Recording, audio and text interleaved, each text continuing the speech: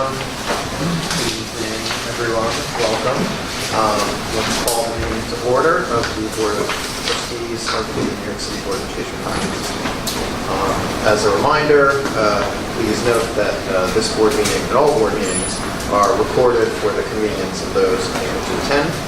A recording and closed captioning will be posted to the BERS YouTube channel following the meeting.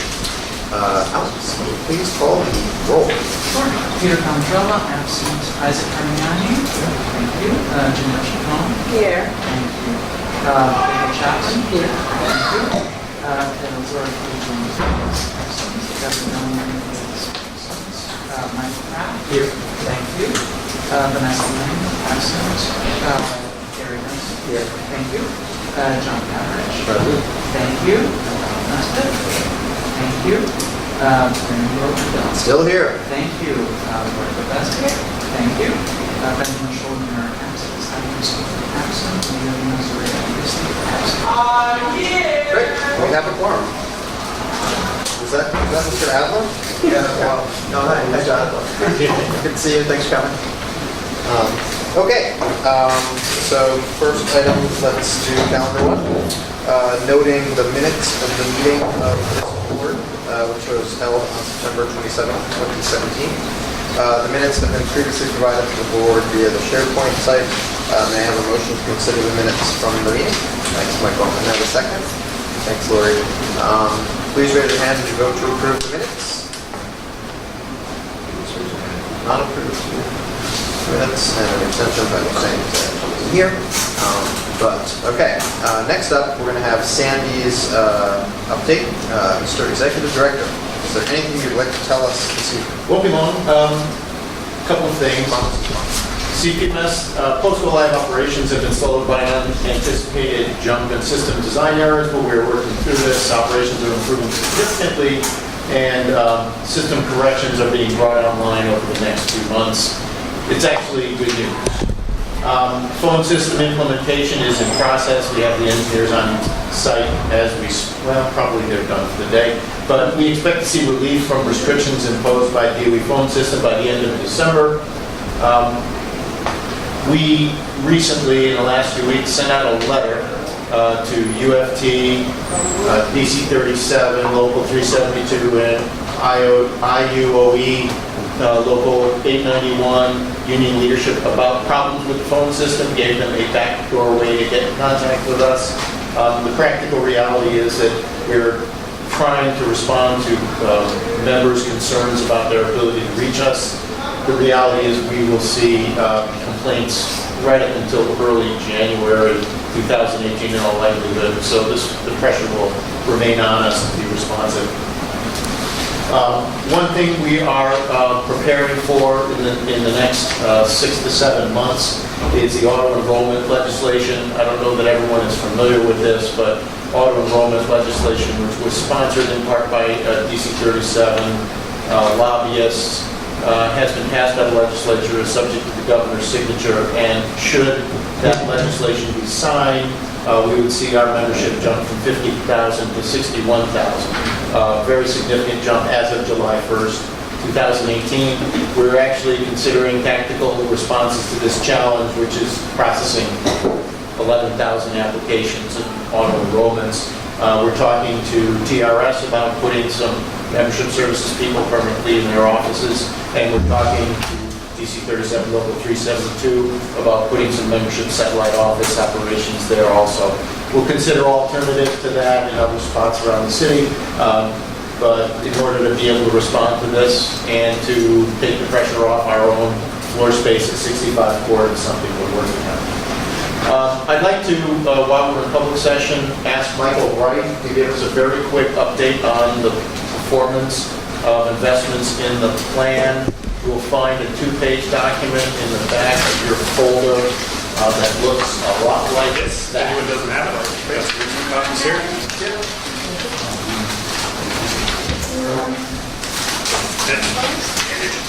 Is that listed here? Perfect.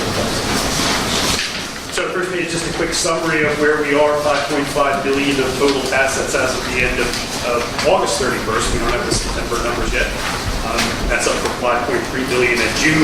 And in the middle block of numbers there, very important. We look at the longer term, we are long-term investors. The trailing one-year performance, although is 14.6, that's versus our benchmark of 12.3. I don't want everyone to get comfortable with being able to outperform by 230 basis points every year, but certainly we've had a very good run performance here, well ahead of the actuarial assumptions. But we don't have all our Tux universe, which is the typical peer group. We compare ourselves against other similar size public pension plans. Looking at some rough numbers of plans that we have internally at Siegel Marco, we're in the top 10%. And, for a long period of time, this has been in the top quartile of other public peer plans. The reason I really want to bring this up, we're going to talk about some of the things that went on in the common investment meeting. And if you look at the second page here, I just want to remind everyone that we have an investment policy statement that we approved. It sets specific percentages for stocks, international stocks, fixed income, and then the three asset classes you see there on the bottom: private equity, private real estate, and infrastructure. And if you'll note, things that were underweighted: private equity, private real estate, and infrastructure. All of those are going to be part of the approvals that we did that we talked about at the SIM and we'll be approving today, just to bring us in line with our policy. So we bring those underweights back in line with what our long-term policy weight is, so we can achieve that 7% expected annual return over time. And down at the bottom, the last takeaway, just our since inception numbers. We always like to track so that we're a long-term investor, but as you see, since inception, we're up 9.6% average annual. That's since 1991, and then the benchmark is about 9.1. All these numbers are that. So very good performance versus peers, versus our benchmarks. And the things that we are underweight in, which is the key decision that we make in this committee after this committee meeting, to do asset allocation, we're moving to rectify those. Thank you. Thank you, Mike. And then, do you have any questions for Michael before we proceed?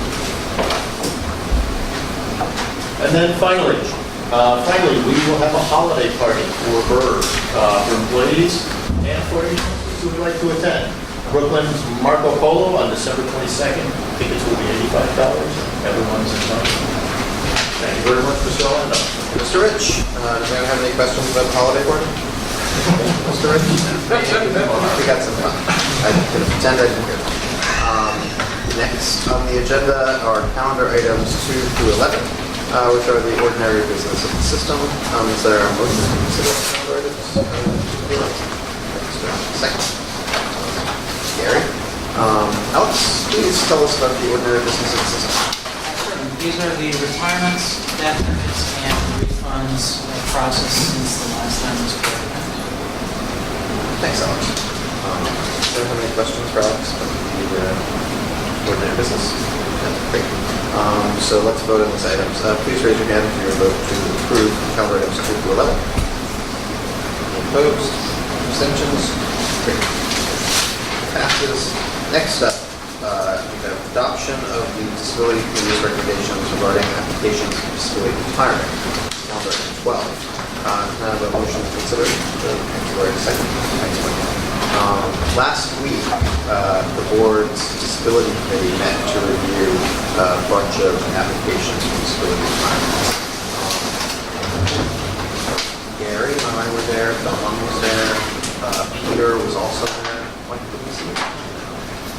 So the four of us met, and we reviewed the applications, and we made recommendations to this board, and we recommend to adopt the recommendations that we are recommending. We should know that some of the cases we reviewed, we did not make decisions about yet. Further information about a few cases, just not let me know as we try to figure out. So you'll find a proposed resolution to adopt the recommendations along with resolutions pertaining to the individual member applications and the packages. Does anyone have any questions about the recommendations? It was pretty straightforward. Yeah. We spent several hours going through stuff. I mean, it was a significant issue. I think we all very quickly. So after you consider it, I think there was a lot.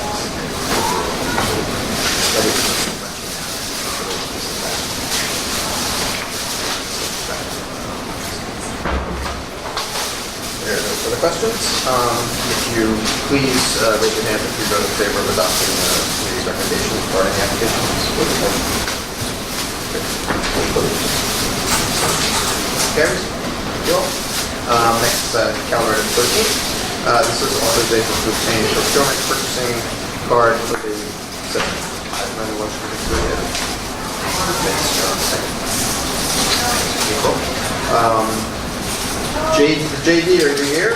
Yes, I You am. are here, excellent. Would you like to tell us about the authorization you're requesting to obtain procurement purchasing card for this?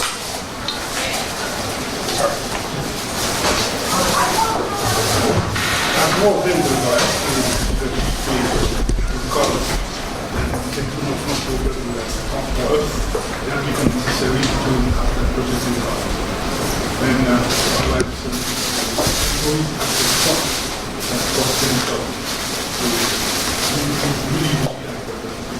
In the past, I've tried to do it through Joey, and the logistics of the people at Joey is not very well. So now we approach Chase, and Chase has, is making it available. Great. How many cards will there be just for one card? Great. How many folks do you require us to? Just one. Okay, good. So, okay. Perfect. Great.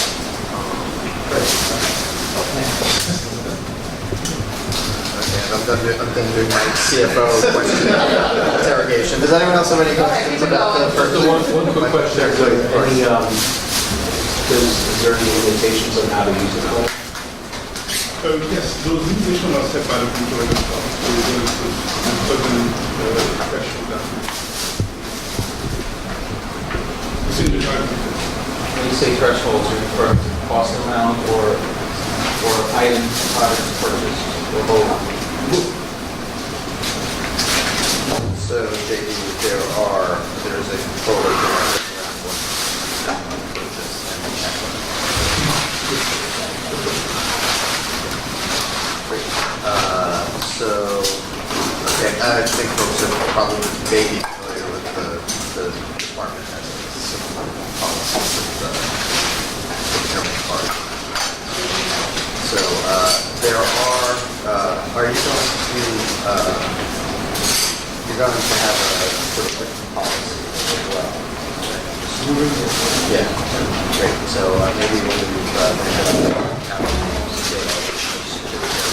just so you see that, or post it as a SharePoint check, just so you can just take figure it out. I should note for the record, I do not have it. So, because the part of being the CFO is not a repeat card. Okay, does anyone have any other questions for JD? Great, I guess we should vote on the motion. All in favor of getting a procurement card for the system to make purchases following directions and getting the overview of policy around it? Raise your hands. Great. Opposed? Great. Motion carries. Next item, calendar 14. Authorization to the controller to submit shareholder proposals on behalf of the system. Can I have a motion to consider this? Thanks. Thanks, Tom. Okay. Last week, the Controller's Office staff, Michael Garland, presented the Controller's recommendations regarding a 2018 shareholder initiative plan, following on the shareholder initiative plan from the prior year, and included various proposals recommended to be submitted on behalf of the system. The resolution that we would adopt tonight would authorize the Controller's Office to submit proposals on these issues on our behalf, as discussed in this presentation. In your folders, there should be a focused list of companies, and that list is also on our SharePoint site. Much of the Michael's presentation, for those of you who were able to see it live, had to do with a lot of proxy access, which I guess you guys know is our ability to put proposals before boards. There are also, there's a work stream that Michael's engaged in around gender pay equity, asking companies about their policies and are they looking at it, and are there in fact significant gender pay inequities in companies. There's also the initiative around clawing back. So if the company behaves fraudulently and gets rid of its CEO, who got paid $80 million last year based on the fraudulent behavior, do the boards of those companies have policies in place to claw back money from miscreants and bad behaviors? Those are sort of the main ones that we're engaged in with the Controller's Office, and they are largely following on policies that we've already done in previous years as well. So it's expanding the kind of universe of companies we ask this information of. So that's kind of, in a nutshell, what it is.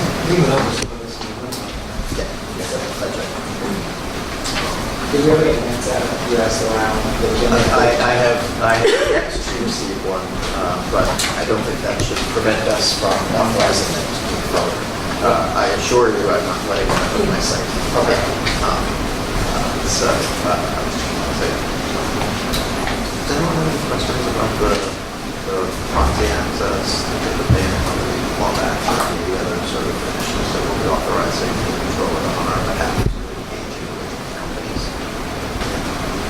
My question is, we just authorized an controller to access these things from these companies. To engage with these companies on these topics. Yeah, and this is kind of a list of this year's companies. Varying degrees of success. Depending on the initiative, there were different sort of Just one thing to clarify for there was an email that came out to you, might have been yesterday or today, but adding a name, adding a new cause, adding a new proxy, both requests that they tend to treat these as negatives if we have a comment or offer comment. We inform you when companies that are not on this list get offered to there will be a steady stream, so this is not the limit, this is just what we're approving for this person. It's like a work. As we all know, future is unknown and circumstances change. Anything's happening. Thanks. Great. Why don't we take a vote on authorizing the controller to share with the controller on behalf of user and if it opposed? Motion carries. Next item, calendar item 15, authorizing the controller commit a portion of the real assets of the system. Since we're going to discuss some specific investments, I would propose that we move into executive session. Can I have a second? All in favor of moving into executive session, please raise your hand. Opposed, no abstentions. Okay, please turn the camera off. Welcome back to public session. Alex, would you like to report out about the board's actions? Yes, certainly. During executive session, the board voted to approve the following 3 items. Calendar item 14, authorization of control of the city of New York to commit a portion of the real assets portfolio. Calendar item 15, authorization of control of the city of New York to proceed with the alternative credit implementation plan. Calendar item 16, authorization of control of the city of New York to proceed with the private equity annual implementation plan. After executive session, the board returned to planning session and authorized calendar item 18, amendment to the rules and regulations to permit employee members elected alternate to act as a member of the retirement board in the absence of such employee member. Alex? Next up, issuance of GASB reports. Calendar items 19 and 20. Issuance of GASB 7475, which is dated September 15th, and GASB 7668. Can I have a motion to discuss these items? Thank you, Zora. Second. Thanks, Don. Our actuary, Sherry Chan, cannot be here this evening because she is getting an award from Cranes, New York as one of the 40 under 40 celebrities of New York City. So congratulations, Sherry. Good job. And Michael Samet from the Sherry's office is here and has asked us to note the receipt of the report dated September 15th, 7475 and September 29th for GASB 6768. And the memorandum has been uploaded to SharePoint. Michael, can you briefly describe the two GASB reports? Sure. So these are annual reports that we produce each year in compliance with the Government Accounting Standard Board. Obviously, one of them covers statements number 74 and 75, which we have cleverly called the GASB 74-75 report. The other one... For clarity. Yes. The other one, I want to explain where that name came from. The 6768 reports all the pension accounting results for the plan. 7475 is for the retiree medical benefits. These reports are for the accounting, financial results for these benefits, different than the funding. This is not, the rules are completely separate where we determine how much cash has to be put into the pension plan, for example. These are numbers that will end up in the CAFR. They will also end up in the city's CAFR. These are annual reports. This year, there was really no surprises from prior years. The only thing to note is that this GASB 74-75 for retiree medical benefits, these are brand new statements this year that the city's adopted, and they are now very similar to the pension accounting rules. For those of you who have trouble sleeping at night, we do put these reports on our website, so you're welcome to read them at your leisure. Does anyone have any questions about the actuaries?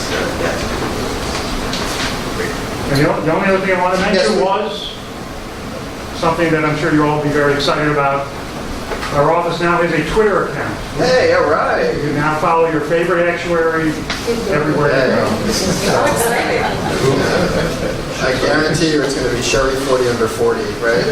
That'll probably be on there tomorrow. Yeah, that's funny. Okay, well, that's great. Scintillating. Spoken by Mr. Adler must be true. Thanks, Michael. Okay, that concludes the agenda for the meeting. The next regular meeting of the Systems Trustees will be held on Wednesday, November 28th at Long Island City High School in Long Island City, Queens. May I have a motion to adjourn? Thanks, Lord. Second. Thanks, Tiffany. All in favor, please raise your hands. Meeting is adjourned. Thank you and good night. Thank you for being here. Yes, thanks.